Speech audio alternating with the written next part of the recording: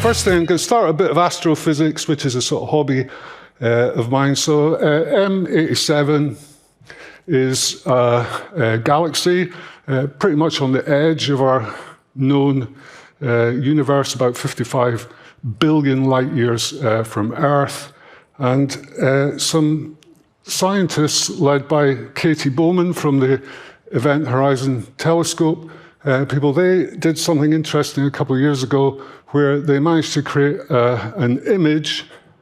It's not a photograph, it's a data sort of collated image of a supermassive black hole that's at the center of that galaxy. So a black hole, in case you don't know, that's a collapsed star. This particular black hole is about 60 million times bigger than our sun, right? And the sort of perimeter of that is called the event horizon. So anything that goes beyond that just gets sucked into the middle of the black hole, which is a kind of cosmic radioactive cesspool in the middle of the black hole. Now, this was all quite interesting, but what people really want to know is what's inside a black hole, right? Now, a mate of mine happened to be doing a job at NASA where he was doing some shelves in the lab, and he found some other pictures lying about that they hadn't published in the press, where you were able to actually see inside the black hole. And interestingly enough, this is what they found. The reason for that will become clear later. Just, you know, I think this kind of sums up 2023 in TikTok. You know, OnlyFans star D-sex is a horse. Good grief. But this is what we're battling against. There's a war for attention and stuff like that. For some crazy reason, it seems to get that. Now, the title of my presentation was quite long-winded, so I did a shorter one for this, just so that I could use this picture, a really cool picture of the Pretenders from 1980. Anyone under 45 probably doesn't know what I'm talking about, but there you go. Right, first thing I want to do, get your brains fizzing a little bit, and I'm going to have to read this because it's too long to memorize. I'm going to do a little mind experiment, right? And possibly after I've done this experiment, we could probably end the presentation there, right? Because you'll just get it. But what I want you to do is just sort of relax a little bit and close your eyes if you want. I'm going to read you a passage, and what I want you to do, so I'm not going to get all hippie and sort of mindfulness or anything, but I just want you to notice what's going on in your mind as I read this little passage, yeah? So it goes like this. A newspaper is better than a magazine. A seashore is a better place than the street. At first, it's better to run than to walk. You may have to try several times. It takes some skill, but it's easy to learn. Even young children can enjoy it. Once successful, complications are minimal. Birds seldom get too close. Rain, however, soaks in very fast. Too many people doing the same thing can also cause problems, and one needs lots of room. If there are no complications, it can be very peaceful. A rock will serve as an anchor. And if things break loose from it, however, you will not get a second chance. Now, unless you've heard this before, your mind is scrambling around with those little fragments of information trying to work out what the hell I am talking about. All right? And maybe some of you have got it if you're super smart. I would guess most of you haven't. But when I show you the next slide, I want you to notice again what happens in your mind as it's revealed. Right? So what I was talking about was a kite. So now it should be absolutely clear, all that stuff. Now, the reason I say I could end the presentation there is because demonstrating that process shows you the kind of two kinds of processing of information that goes on in your mind, right? And the bit of your mind that you think your conscious self, you know, that's doing the thinking, that's actually receiving information from other mental modules that are from your consciousness. So as soon as I said kite, all of that stuff comes together, right? Now, the point I'm trying to demonstrate, and I'll say this a few times in the next half an hour, is attention is something that happens in the mind, not in the eyeballs, right? Okay, with that out of the way, the other thing I want to state, right, I'm going to criticize ideas here, not people, right? I just want to be very clear. I know quite a few people involved in the attention metrics project. They're all good people, well-intentioned, very smart people. I'm not going to get into a bun fight, right? Now, if you've been following the sort of industry press the last couple of weeks, there's all kinds of warring going on between different factions, you know, particularly amongst high-profile thought leaders, right? So I have no wish to get involved in that, partly because I am just not high-profile enough for it to even matter, right? But I think when we get into mudslinging and personal attacks and everything, that's no use. So this is a battle of ideas. I'm going to present ideas that go contrary to what some of the attention metrics people are saying. First thing, there is some stuff we agree on, and this shouldn't be news to anyone. Obviously, choice of media totally matters in terms of attention. Some media is high quality, some is low quality, and there's stuff in between. Nobody would disagree with that. Nobody would disagree that all reach is not equal either. That little retargeting banner that follows you about, the reach of that is not equivalent to, television, for instance. So reach is important. And the other thing, of course, is, dramatic, creative really matters in terms of getting noticed.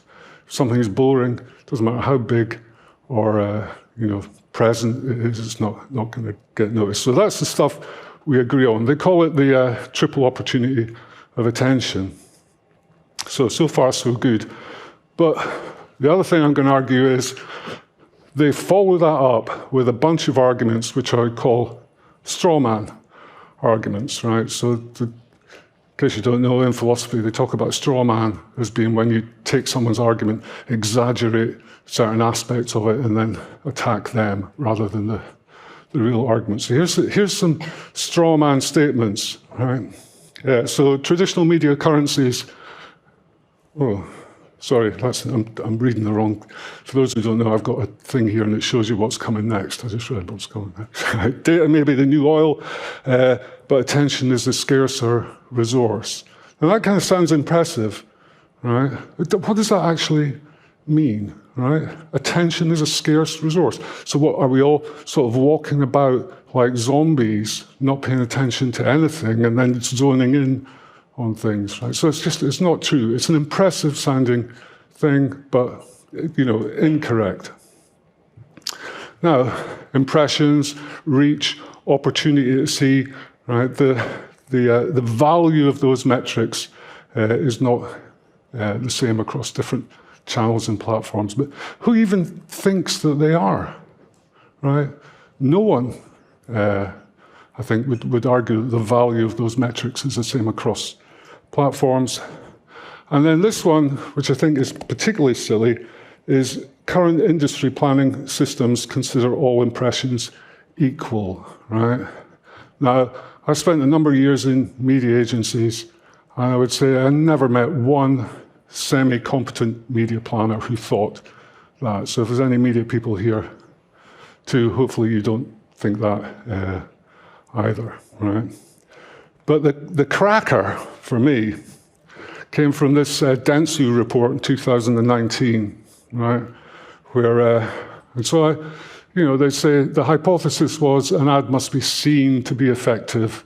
And so their crack researchers discovered that if an ad isn't seen, it's worthless, right? Now, initially, I've got Sherlock Holmes up there because I thought, right, I'm going to put that in my no shit Sherlock file, right, of kind of glib statements. But then, I thought about it for a minute, for longer than a minute, and I thought, actually, who are the real fools, right? Because it's us as an industry, because if somebody like Dentsu, like one of the biggest media networks on the planet, if they think this has to be said, what does it say about us? Right? Another thing we don't argue about is, the whole digital advertising landscape is pretty much a shit show. About 5 years ago, I stood on this very stage and I said that the digital advertising industry has got a horse's head in its bed, right? Riddled with fraud and all this kind of stuff. 5 years later, that horse's head is still there, right? Nothing's moved on since then, right? So that's from Mumbrella just last week. The 40% digital inventory, doesn't even get seen. And then the New York Post, one of many people who reported on the TrueView debacle in YouTube, right? So all this is still going on. So attention metrics, I'm going to argue, starts off with a few faulty premises, and then the way it's measured is a little bit iffy as well. And I think these, three principal measures are proxies at best, right? So the first proxy is viewability. So attention is judged on, so this is like how many pixels were on screen for how long. And we all know the joke about, 5% of a video for 2 seconds qualifies as a view and everything. So that's all very ropey, right? The second one, which I think is the almost the worst one, is eye tracking and duration. So there's this calculation that they've done that if eyeballs are looking at something for 2.5 seconds, that means it's been processed in memory, right? Now, anyone that knows how memory works, would automatically sort of, disagree with that. I'm also going to say that just because eyeballs are pointing at something, that doesn't equate to attention, right? It measures something, but not attention. Don't know what. And then the kind of silliest one is this idea of short-term advertising strength, where people whose eyeballs have been tracked are then sent to this kind of bogus website and asked to buy things. So, first of all, that assumes that all advertising works as direct response, but it just misses out so many variables about branding and everything else that it's just not a reliable measure. So I'm kind of disappointed with that. Just coming back to eye tracking. Now, I did a bit of talking to some senior people in advertising that are interested in this space, also to some neuroscientists and psychologists, and none of them could tell me where there was one single peer-reviewed academic study with reliable data that links eye tracking to memory. All right, and this is the foundation of the whole attention metrics project. Does not exist. All right. So what they fail to explain, by the way, I don't know if you noticed the slide that was up there before. That was up there for probably half a second, but you will have noticed it. And it's probably buried somewhere in your mind. And as you go about the rest of the day, that will continue to come back to you, right? Now, you're only exposed for a millisecond, but the message, instant death, right? That's got an adaptive quality, which I'll explain in a minute about why that's going to be in your brain. So apologies, because you're going to be walking about for the rest of the day, and every 20 minutes or so, instant death. So what the attention metrics lobby fails to explain really is what attention is, where it comes from, what it's actually for, and how it's allocated. Right? So that's what I'm going to sort of try and explain.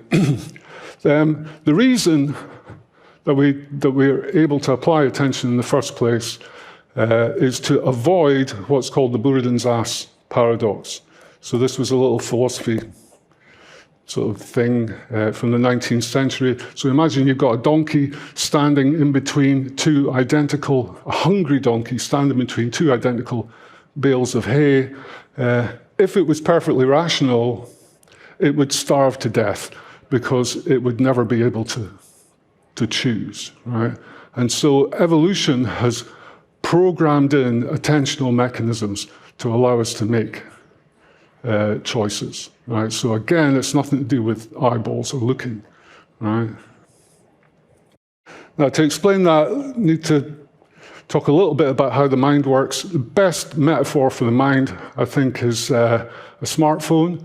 So if you imagine your brain's the hardware, and the smartphone contains the software, and your mind is full of what they call domain-specific mechanisms. These are like little apps. So when you're born, when you come out the box, you've got a load of apps already present in your mind. Now, they don't have much data on them yet, but you gather data as you go along. So you've got an app for language. You've got an app for recognizing faces or for knowing who your parents are and things like that. Multiple apps. Now, one of the apps that's in there, I call the PR department. And that's when all the other apps, everything in the back of the mind, is throwing information into the PR department of the mind, which is principally concerned with reputation management.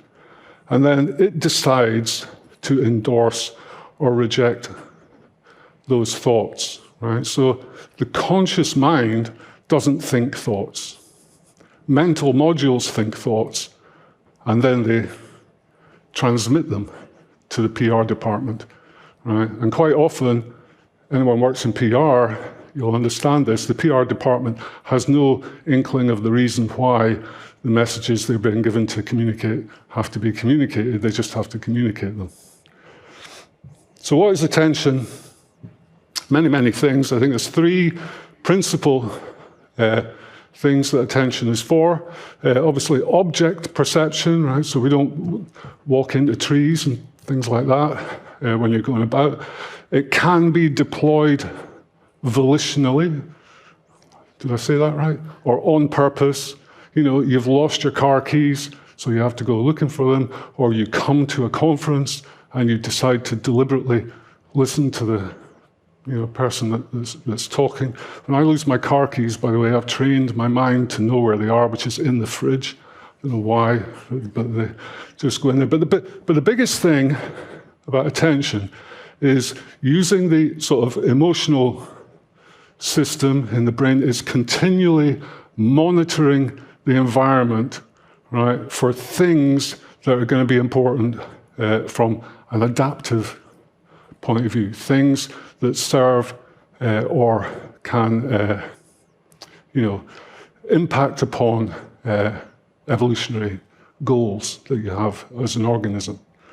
So, knowing that, we need to understand a little bit about human nature. So this is all of us. Anyone sitting there thinking that's not me, that's the PR department in your mind rejecting the message because it's managing your reputation. But this is the way we all work. Self-interest first, right? Even when we're doing good, right? Doing good things, it's good for our reputation, right? Short-term focus. Now, because the environment in which our minds were formed was, mostly about 200,000 years ago in the Stone Age, right? Nobody was thinking long-term, 5 years in the future. If you didn't get food today, you'll be dead in a week, right? We're wired to think short-term. Also, we're social creatures, very, very competitive. And so, being interested in other people and trying to do better than other people is part of human nature. Now, we can't do that. One of the ways we do better than other people is by copying other people that we want to be like, right? And then, of course, the main thing of attention is this reacting to immediate sensory cues in the environment. Now, added to that, we've got a bunch of fundamental social motives as well. So again, attention is serving all of this. So I won't go through them all, but making friends and alliances, right? Very, very important for survival. Gaining status, right? Which is the only reason I'm standing here. Anytime there's an opportunity to get on the stage, I'm going to do it because then it makes me look clever or stupid, depending on your point of view. And, and things like mating motives or looking after family. These are all the things, these are the things that matter, right? These are the things that our mind is trying to suss out. Just to give you an example, back in about 1999, Volvo got sold to the Ford Motor Corporation. Some genius in the marketing department said, I'm fed up of these boring, safe Volvos. Let's rebrand them and remarket it as like sexy sports cars. Can you guess what happened to sales of Volvos? Well, they tanked, because nobody wants a sexy Volvo, right? Get a Ferrari, if you want that. And so anyway, that marketing director lasted about a year, got booted out, and then they went back to the peace of mind message. So important thing is, getting attention, understanding which evolutionary goals are in mind when we talk to people. I did a little experiment, replicated an experiment from the 90s, where we got two brands, Airbnb and Booking.com, roughly the same size, roughly well known, and got a bunch of people, and we showed them, we pretended that we were asking them questions about Netflix content. But we stuck in an ad break in the middle and put some ads in. One version of the ad contained a safety in numbers type message, right, about popularity. Another ad talked about standing out from the crowd, right? In every case, just about every case, everyone who saw Run Rabbit Run, the horror film, remembered the safety in numbers message. Everyone who saw Lady Chatterley's Lover, the sort of raunchy film, remembered the individual, appeals to the individual. Right? Because when you're scared, self-protection motives are active, right? And so you want to follow the crowd. When you're watching Lady Chatterley's Lover, then mating motives are active, and so you want to, feel individual. With that in mind, a couple of years ago, I proposed to Transport New South Wales that in their road safety campaigns, if you want to invoke fear, rather than, putting some convoluted message with crashed cars or something, we should put up pictures on the road of spiders and snakes, because those are things that people are actually afraid of. Now, I stand by that proposal. They never bought it. So anyone involved in road safety wants that campaign, then it's still hanging about. Best metaphor for the mind, I think, is this one, right? The mind is a tiger on roller skates, charging through the jungle, doing whatever it likes. And it's relaying messages back to the monkey on his back, who's looking in the opposite direction with a steering wheel, thinking that it's doing the driving. Right? So, we need to talk to the tiger, not the monkey. I want to bring something back from about 2000. This was Robert Heath's theory of low involvement processing, right? Which has gone out of fashion, but it needs to come back. Heath talks about 5 principal things about low involvement processing. The idea is that actually a lot of attention is not needed for messages to permeate, right? So dual processing theory, so you'll all be familiar with System 1, System 2 type thing, the Daniel Kahneman stuff, right? Peripheral processing. Again, you've got this emotional radar that's picking up information from the environment, bypassing the monkey or the PR department, right? Going in there. Mere exposure effect. Notice this, when you're walking down the street, in wherever you live, when you walk past the corner shop or the local milk bar or whatever, there's Coca-Cola branding all over that. Nobody's paying attention to that, but they know that if you're going in that shop, you might be thirsty, right? And just the hint of that is enough to nudge you. And then we learn things implicitly, just absorbing information and emotional processing. I talked about. The other big thing about media is signal, right? So in many respects, the medium is the message. So we all know why the peacock makes this big, elaborate display, trying to attract a mate, because it's saying, my genes must be good, because if I can waste all of this energy, on this huge display that's probably going to attract predators, I must be a good bet for mating. That's why it's no accident that when our friends TikTok, for instance, when they want to appear credible as a big stable company, they take out a full-page ad in the New York Times, right? Kentucky Fried Chicken want to make a sincere apology for running out of chicken, they take out a full-page ad in the Evening Standard, right? Because it's a signal of, it's an economic signal of strength. This is, I've been on Twitter probably for about 15 years. I have never blocked so many accounts in those 15 years as I have in the last 2 weeks.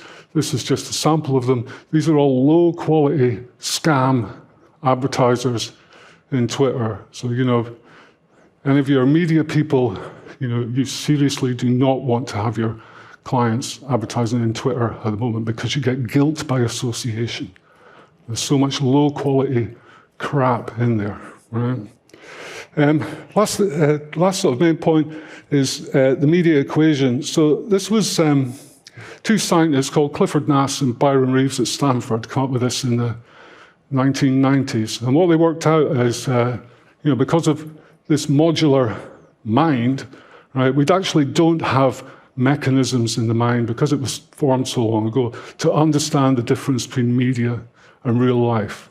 So we perceive a lot of media as if it was real. Now, Guy Debord, who you might know from the Situationists International, wrote a book, Society of the Spectacle, back in the 60s. You know, they were concerned back then, in the 60s, right, that social life was being mediated by images. That's when they had 2 TV channels, a couple of billboards, and a magazine, right? So I'm going to argue that, you know, Debord and Jean Baudrillard, people like that, would be turning in their graves now at how mediated our whole social experience is. And it's only going to get worse, which is why sussing out this attention thing is so important. Right? People, you know, I know the metaverse has kind of gone out of fashion in the last sort of few months, but I'm saying that's going to be back, right? Or the spatial web, whatever you want to call it. That's when we're in real trouble. That's when the real war for attention is going to start. Now, I've got to say, people like Google, Facebook, Apple, they all know this. All this stuff I'm telling you about, they all know this. They've got psychologists in their labs working out how to keep your attention. But as a smokescreen for all that work, then they sort of get all our advertising industry experts to shill for their products, right? But just, you know, watch out for that. It's all about fear, mostly. That's how we're controlled. You know, we've just lived through 2 years of really just constant bombardment of fear messaging to capture our attention. Anytime you see experts warn about possible links, you know, who are these experts exactly, right? And possible. Anytime you see possible, that basically means that nothing has happened. And links, if you've ever played the game, you know, 6 Degrees of Kevin Bacon, you can pretty much link anything to anything, right? But this bypasses the monkey and activates some fear mechanisms. Last little sort of thing, this is something I'm quite interested in at the moment, audience capture as a concept, right? So what it means is being captured by your audience, right? So this is a guy called Nicholas Perry, who's a YouTube and TikTok star. He was a sort of virtuoso violinist, and he also caught on with a sort of Korean social media craze, which mukbang or something, I think it was called. It's basically Korean influencers eating noodles and stuff, all very sort of innocent stuff. And he started doing that. But then the demand from his audience for more and more kind of grotesque displays of eating meant he dumped his violin and just concentrated on the eating. And a couple of years later, this is what he looked like. Thankfully, he's on a diet now and is back to health-ish. So, but that's, you know, darker side of attention. So this was a statement I read from one of the proponents of attention metrics, saying the efficacy have been proved out in excruciating detail. No, they haven't, because there is no evidence. right?